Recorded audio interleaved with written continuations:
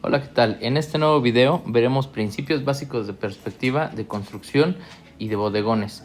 Más que nada, primero empezaremos con la perspectiva, donde lo importante es encontrar nuestra línea del horizonte para que los objetos que tengamos poderlos ir fugando a cada una de nuestros puntos de fuga que corresponda al objeto.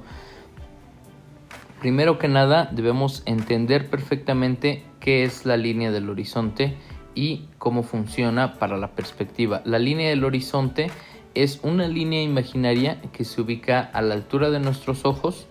Esa será nuestra línea del horizonte. Digamos que es coloquialmente donde dicen que se junta la tierra con el cielo. Justo esa es. Entonces, si un objeto se encuentra por debajo de nuestra línea del horizonte, lo vamos a ver de tal manera reflejado en nuestro dibujo.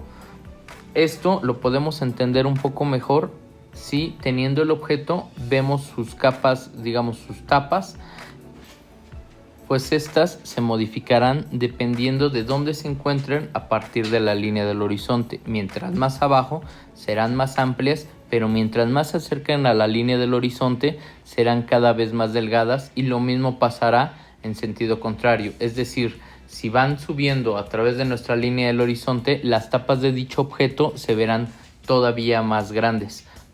A continuación pasaremos a un nuevo ejercicio. Este tiene que ver mucho con la perspectiva. Esto también nos funcionará a futuro a la construcción de rostros y de cánones para el retrato. Entonces, primero debemos entender perfectamente cómo se construye un rectángulo. De preferencia, como ejercicio les recomiendo generar diferentes rectángulos con diferentes puntos de fuga, y después de todos estos rectángulos tratar de darles la figura básica del rostro, recordando que se divide en tres. Posteriormente veremos esto más a detalle.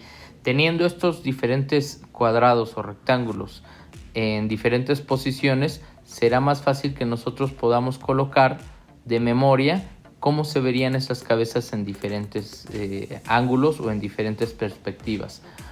Otro de los ejercicios que es muy importante es el dibujo de bodegón. El dibujo de bodegón siempre se genera con objetos frente a nosotros.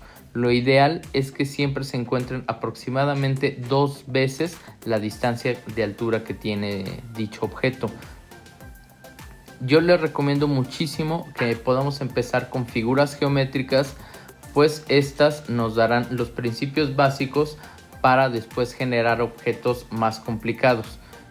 Y con las figuras geométricas también aprenderemos posteriormente los principios básicos de la sombra, es decir, que no será ni la primera ni la última vez que trabajaremos con ellas.